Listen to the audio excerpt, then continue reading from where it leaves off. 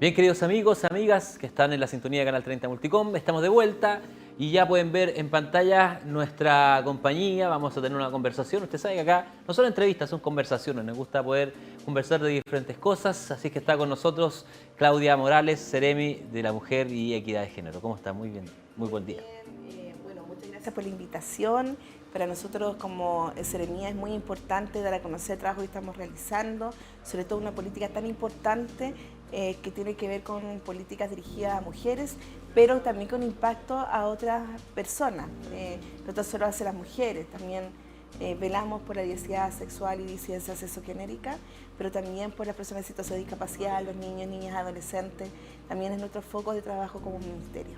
Tremendo foco, porque es bastante, casi la familia. Bueno, en general el cuidarse es parte de la mujer desde muy niña, y demostrando eso, que no solamente hace la mujer, sino que todas las condiciones que por años han sido quizás invisibilizadas, es harto trabajo. Tu micrófono, Galita, si lo Lo puedes ver ahí. Bueno, sí, pues vamos a estar conversando de eso. Sabemos que hace poquito días se conmemoró un día más, el 25 de noviembre. Exacto. Esta actividad, ¿dónde le tocó ser andar por ahí? Nuestro gobierno, nuestro foco es la descentralización, así que lo hicimos en Cauquenes, Buenísimo. pero va a estar por dos temas. Principalmente, nosotros como gabinete lo decidimos. Yo soy muy de trabajo colectivo. Qué bien. Yo no decido por qué tiene que ser así, sino lo consulto obviamente al delegado presidencial, pero también al gabinete en su plenitud, y digo las razones por qué. Cauquenes es una provincia donde tiene indicadores bajos de denuncia, y eso no es bueno, porque eso significa que no es porque no exista el problema, sino porque aún se encuentran normalizadas las conductas de violencia. Pero también en segunda instancia es la situación que ocurrió con Renato, que es una niña trans que se suicidó producto de no tener la red de apoyo necesaria para su situación en general. Claro. Porque cuando los niños y niñas transgénero llegan a una etapa, la idea es que haya una red de apoyo familiar, escolar y obviamente de la salud pública, en el marco de entrar a... Ellos no se sienten parte de su cuerpo, y es un problema bastante grande, no tan solo para ellos, sino lo que significa enfrentar a un sistema que generalmente es bastante discriminador. Y en segunda instancia, porque Peyúgue presenta los indicadores más altos de violencia sexual a nivel regional.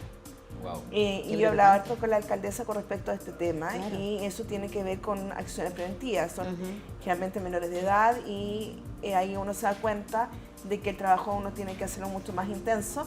Y fíjate que vaya que lo que afecta no está en una política pública, que en este caso, producto de que a raíz del terremoto aún no se instala un CEFAM, que es un gran eje conductor de salud primaria, sobre todo en términos preventivos, sobre todo en el marco de los derechos sexuales y reproductivos.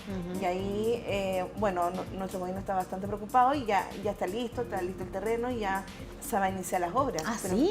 Sí. Eso es un tremendo avance. Así es. Porque es una zona muy turística también, y suele Es lo que ser tú dices. ocupada solamente algunos meses, y el resto nadie se ocupa. Sí, pero he observado en este último tiempo un aumento significativo de gente que se ha ido desde Santiago, de otras regiones, a nuestra región. Lo he notado bastante. Había un aumento, y lo noto muchas veces en la jefa de hogar, en el programa. Antes costaba, por ejemplo, llenar cupos en lugares específicos, y ahora nos damos cuenta que no es tan así, y que realmente las personas dicen, no, yo vengo de Santiago, sin oportunidad tampoco laborales, me la estoy construyendo acá. Bueno, esa es como parte, y por eso fue la decisión de hacerlo en Cauquenes. Por otro lado, porque bueno, el delegado presidencial es cauquenino, entonces él muy feliz obviamente de haber tomado esa decisión, pero también tiene que ver con que es importante descentralizar y acercar las campañas, el inicio de campañas que nosotros tenemos como gobierno a la gente, no tan solo hacerlo en Talca o en las capitales, por ejemplo, provinciales más grandes. Claro, un gran desafío de todas formas, Así es. para llegar a todos los sectores. 30 comunas en la región. Bueno, yo ya me he dado vuelta 3 veces, así que desde que iniciamos, sí, gobierno, así que por eso. ¿Eso fue el mismo día que se conmemoró el...? No, fue el 28, ¿Ya? porque el 24, o sea, en general el 28 porque también cumplía aniversario Prodemo, entonces quisimos también relevar la Prodemo, importancia. un tremendo programa Sí, que ha estado durante varios años apoyando a la mujer. 33 años. 33 años desde el inicio. De hecho, inició antes que no esa solo plan. la parte económica, sino también visibilizar ciertas acciones, Sí. tremendos proyectos. Así y hoy es es. parte de la Del Seremia. Ministerio. Del Ministerio de la Mujer, parte de nosotros. Ajá. Bueno, yo lo veo que nosotros somos un equipo con las directoras. Yo no veo que yo tengo la responsabilidad política, obvio, pero ellas tienen la responsabilidad de ejecutar, que es mucho más grande. Claro. Y la idea es que el trabajo sea lo más estratégico posible, que nosotros obviamente no podemos cubrir todo, es el deseo, pero los recursos siempre son limitados, Claro. sobre todo considerando el Estado, y que nosotros tenemos que priorizar ciertas acciones a conducir las problemáticas más altas. Bueno, no es fácil porque después de pandemia las mujeres tienen problemas mucho más profundos, sobre todo en su actividad económica. Ajá.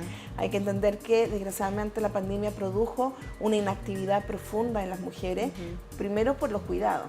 Y por eso me tiene muy contenta del trabajo que estamos haciendo con Sandra Lastra, de que la Seremia de Desarrollo Social, por el trabajo del Sistema Nacional de Cuidado. Hoy en día ambos ministerios nos unimos para trabajar en el proyecto de ley que va a ingresar el próximo semestre, que es un proyecto que por fin damos una justicia social con respecto a que las mujeres siempre han subsidiado históricamente el cuidado. Así es. Y que por primera vez en la historia de la política pública colocamos un eje principal que es el cuidado y que cuidamos a las personas que cuidan.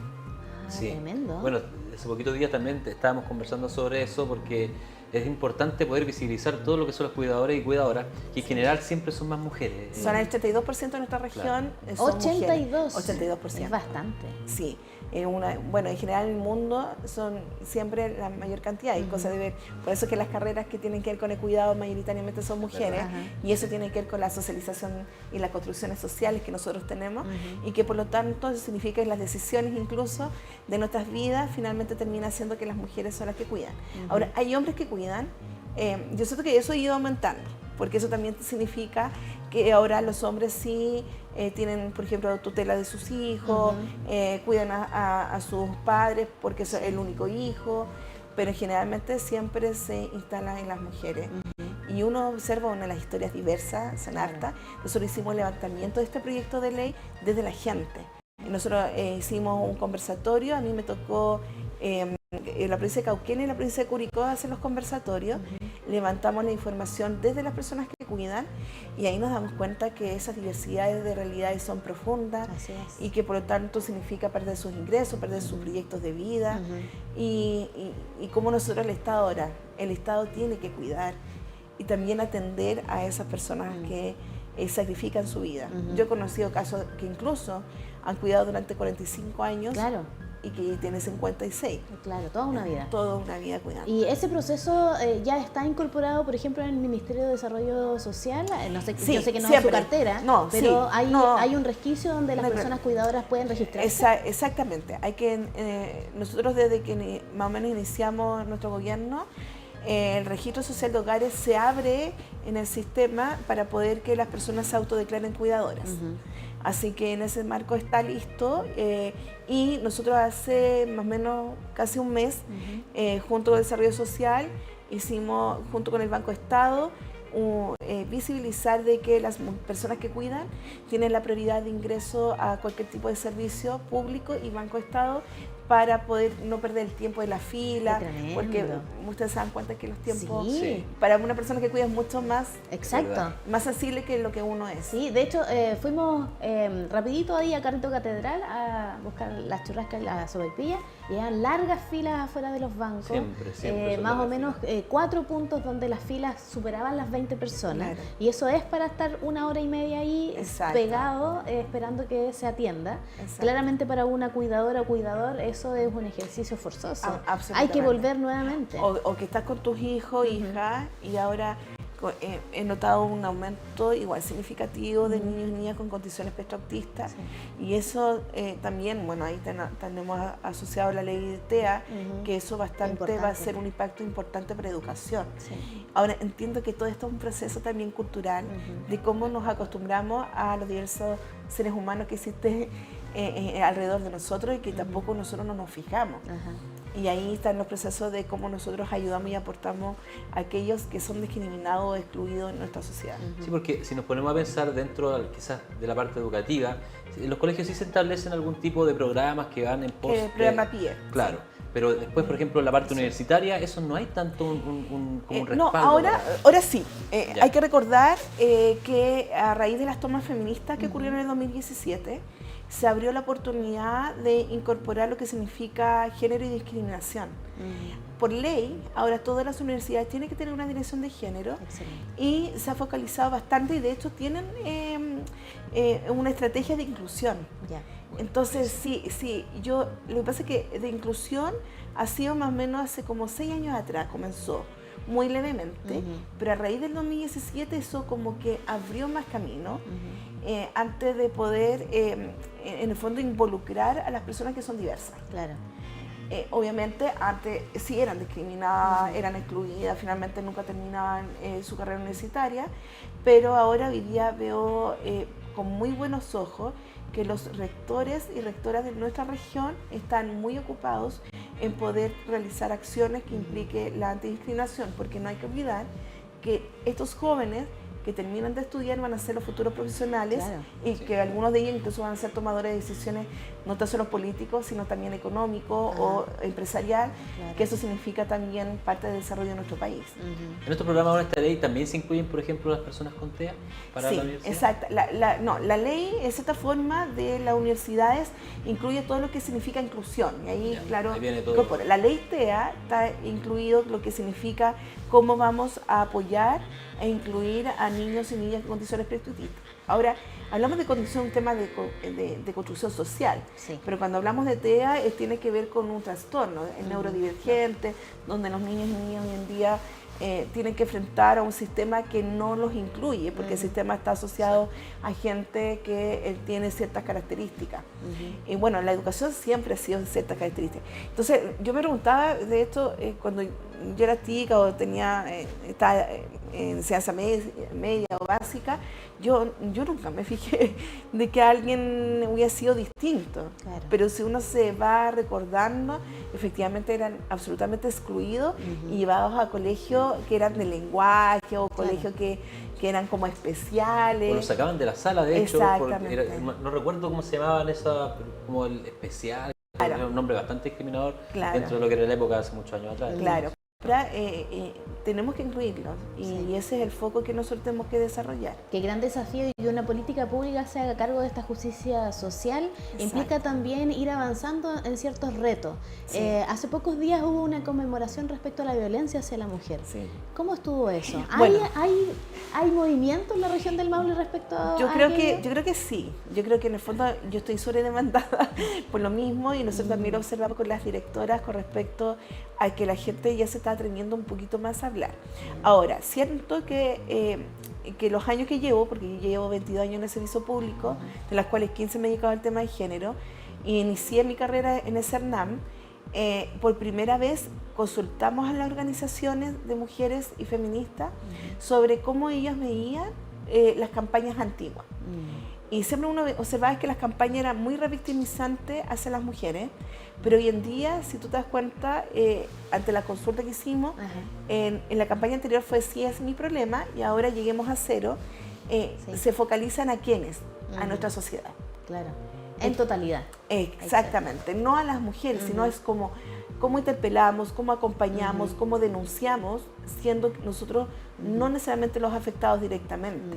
Pero si uno observa la estadística, uno ve que el 38% a nivel mundial, las mujeres niñas han sido afectadas por violencia sexual y por violencia intrafamiliar. El 38% a nivel mundial, es mucha gente. Es muchísimo. Eso es más un cuarto de la población. Y lo terrible de esto es que es transgeneracional, no se para. Entonces, el trabajo que hay que hacer es muy desde la prevención. Si nosotros analizamos también los datos, desde un inicio, por ejemplo, de cuando inició el femicidio, llevamos más de 500 mujeres fallecidas a nivel nacional. Pero no son, porque uno dice, bueno, es homicidio, vamos al homicidio mucho más. No, es que pasa que tiene que ver con que es su pareja, que es el padre de unos niños y niñas que observaron violencia sistemática en el tiempo hasta que llegó con la muerte. Y eso significa que esos niños observaron no tan solo las situaciones que tienen que ser muy traumáticas, que significa las relaciones insanas, muy violentas, sino que es tu padre que mató a tu madre. Entonces es eso, y es un impacto social sin duda, porque cada vez que pasa una situación como esta, cosa de nombrar hierbas buenas, por ejemplo, que ocurrió una situación de femicidio, la comunidad en su totalidad le causó una rabia, se manifestó. Yo me acuerdo muy bien porque yo conversé con la comunidad y le dije, bueno, esto no es un tema del Estado, no es porque no lleguemos a tiempo, sino es porque nosotros también tenemos que hacernos cargo como sociedad. Si tú eres una persona que está en una situación, no es necesario que tú digas, usted denuncie, sino es acompañar, es observar. Y si uno es necesario, uno es la que denuncia, no necesariamente la víctima tiene que denunciar. En el fondo nosotros, y por lo tanto si uno observa, por ejemplo, solo en la región del Maule, en los casos de violencia intrafamiliar y violación y abuso sexual, solo esos datos que son denuncias, son 40.000 mujeres desde el año 2016 a la fecha. Y es harto. Son 40.000 mujeres que son hijas, madres, hermanas, son mujeres que tienen familia, son mujeres que no necesariamente son 100% vulnerables. Y solo denuncian. O sea, solo denuncia. ¿Qué será detrás? Exacto. Sobre todo los sectores rurales. Seremi, ¿cómo nos vemos nosotros en la región del Maule con respecto al país con este tema de las denuncias y de la violencia contra la mujer? Nosotros somos la tercera región con mayores niveles de denuncia. Eso tiene bueno y malo. Porque en el fondo es bueno porque eso quiere decir que hay una confianza institucional, entonces las cosas las estamos haciendo bien. En segundo lugar, me preocuparía más aquellas comunas que no tienen denuncia o que tienen muy bajito. Como Cauquenes, Peyúgue. Claro, como Cauquenes, Peyúgue tiene altos índices de situación de abuso, pero por ejemplo me preocupa Empedrado. Y yo hablé con el alcalde de Empedrado, hablé con el equipo y hablé con la comunidad, porque como me extrañaba mucho, dije, ¿por qué vamos a ir a Empedrado? Vamos a conversar con la comunidad y con la gente del municipio. Bueno, concretamente era porque tenían mucha desconfianza con los carabineros, principalmente por el robo de animales. Entonces yo le comuniqué esto a General Robles, anteriormente le dije, mira, General Robles, me llamó la atención de esto, dijeron de esto, ya no hay problema, y fue una capitán que trabaja en temas de género y derechos humanos, y fue para allá para observar el tema, y efectivamente hicieron acción y empezó a subir. Entonces, te das cuenta de que qué importante. No, qué importante es hablar con la gente. O sea, si uno va a terreno, uno pregunta, uno empieza a pesquisar y dice, ¿por qué están estos indicadores? Entonces yo leo las estadísticas, veo los números y después posteriormente voy a terreno, pregunto, consulto y digo, este es el problema. Y converso con los servicios respectivos. Importante estar en terreno y conocer en situ lo que está pasando. Hay otro tipo de violencia también que se ha hecho y nosotros traté de buscar acá el dato, pero éramos la segunda, no me acuerdo en qué cosa, del tema de la pensión de alimentos. Somos la primera región con mayor niveles de monto adeudado. Sí, somos la quinta región con mayores niveles de personas con deuda de pensión de alimentos, de las cuales el 92% son hombres. Así que sin duda el tema es un tema que es importante, que en el fondo tiene que ver cómo, bueno, hay que considerar que esta ley es antigua. O sea, mi mamá era la que también buscaba la pensión de alimentos para mí, cuando mi hija era tía. Eso, cuando nació los tribunales de familia, comenzó la pensión de alimentos. Y hay un tema muy importante porque si uno observa, muchas abogadas que eran bastante feministas, iniciaron este proceso. Así es. Sí, así que sí, es muy importante considerar cómo la historia también se cambia con los movimientos de mujeres. No es la primera vez que haya movimientos de mujeres. Bueno, en este caso, la pensión de alimentos, a raíz del tema de la pandemia y lo que significó retener lo que los AFP, todo lo que significa la parte previsional, se consideró esto del pago, ¿cierto? De la retención y pagar la deuda de pensión de alimentos. pero no era suficiente. De hecho, se discutió de que el Estado se hiciera cargo de la deuda y que posteriormente se persiguiera a la persona que adeudaba. Pero tampoco era imposible, porque eran más de 1.500 millones de dólares de las deudas a nivel país. Bueno, como no fue posible esta situación, finalmente se decidió hacer registro nacional de deudores en el gobierno anterior, pero no tenía recursos. Nosotros le colocamos recursos y además hicimos un proyecto de ley, y que la ley obviamente está aprobada, que es el pago efectivo. Eso le permitió agilizar bastante, porque todo lo que estaba judicializado en relación a la pensión de alimentos permitió que las mujeres no tuviesen que estar para allá, para acá, tratando de que esto fuera efectivo, prácticamente ser investigadora, para saber dónde estaba la persona. Bueno, ahora no es necesario. Se está interconectando todo el sistema, se interconectó, fue bastante recurso que tuvimos que inyectar para eso, porque no es fácil interconectar, por ejemplo, el sistema financiero con el sistema previsional, el sistema de servicio puesto interno, y además también se incorpora las notarías. Entonces, ese sistema ya está listo. Ha sido complejo, no es porque no es complejo, cuando se inician los sistemas nunca es perfecto, pero estamos en el proceso con los tribunales. Ahí yo agradezco mucho a la presidenta de la Corte de Apelaciones, Blanca, porque la presidenta ha facilitado bastante el trabajo con nosotros. De hecho, nosotros cuando vemos y observamos en terreno las situaciones con las mujeres, ella abre puertas, conversa con los jueces, claro, que es una articulación, es otro poder, nosotros son absolutamente autónomos, pero eso no significa que no podemos nosotros dialogar y conversar las Pero situaciones. invita a un cambio en el constructo social, que es, bueno, en todo el ámbito de justicia parece que nadie nos escucha, todo es muy lento. Hace poco hablábamos de la puerta giratoria, pero en este caso cuando hay voluntad se nota, y sobre todo cuando se está hablando muchísimo sobre este tema, que reconocido también por la comunidad como Papito Corazón, que hace años no se veía una política pública tan instalada para beneficiar a las familias, para poner orden a una situación que estaba bastante crítica. Ahora, esta es una ley dirigida a los niños, niñas y adolescentes. Así es. Obviamente me dicen, no, que esto es para... No es para las mujeres.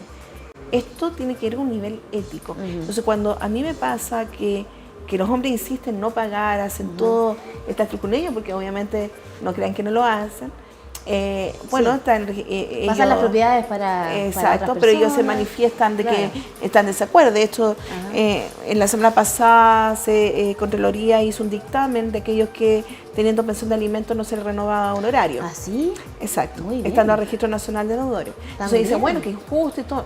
Es más injusto que tus hijos, tu hija no tengan la calidad de vida que debería ser. Qué preocupante que la persona tome esa decisión. Exacto. Entonces, claro, obviamente, generalmente los medios comunicacionales que me preguntan sobre este tema, me han dicho, ¿usted no cree que es injusto, que pierde la pega, que esto, No, más injusto de ver que niños y niñas adolescentes no tengan su capacidad de poder elegir qué colegio quieren, qué vida quieren, qué quieren estudiar. Yo tengo un caso de una chica que es de Peyúgue, que la conocía a raíz de un trabajo que hicimos con la Seremía de Ciencia, que son las niñas en STEM, que tiene que ver con que académicas del área de científica conversan con las niñas de técnicos profesionales. De hecho, mujeres incluso que trabajan en áreas que son prácticamente mayoritariamente hombres que trabajan. Entonces, muy interesante eso. Entonces, una niña se acercó, me dijo, ¿sabes que tengo este problema? Yo estoy luchando para que mi papá me pague la pensión de alimentos porque yo quiero estudiar. Entonces, yo no tengo otra posibilidad que no sea esa pensión, porque yo no hay universidad en Peyúgue y yo me tengo que venir irme a Talca. Eso significa pagar pensión, eso significa tener alimentación, entonces eso significa tener recursos. Entonces, bueno, ahí la estamos ayudando a ella. Y ese escenario es posible porque la política pública se construyó para apoyarlo. Y quizás también un llamado a quienes nos están viendo esta mañana, esas frases construidas que por años han sido quizás traspasadas por tradición, de que yo me la puedo, yo no necesito ayuda, como mamá soltera, etcétera. es una política pública para apoyar a las niñas y niños en su educación, en su capacidad para desarrollarse. Va más allá de un apoyo hacia las mujeres que van quedando en un concepto de abandono, sobre todo en la parte económica. En este caso, las personas que nosotros llegamos hacia Maule Sur, hay tribunales, también está la corporación para que la gente se acerque de forma gratuita, también pueden recibir ayuda, asesoría jurídica. ¿Cómo ha sido ese sistema? Bueno, en general el sistema ha sido que es muy fácil porque no requieres abogado, es lo maravilloso. Bueno, las personas que están judicializadas, porque en el caso del otro de mediación tienes que tener ahí abogado o abogada y ahí está la Corporación de Asistencia Judicial. Pero lo importante es que se acerquen a los centros de la mujer, que saben sobre este tema para ser asesorada, y lo que necesitan es entrar a la página del Poder Judicial y ahí sale todo lo que significa el pago efectivo de deuda, y solamente tienen que hacer clic, dar los datos y listo. Clave única entonces, Poder Judicial. Y Exacto.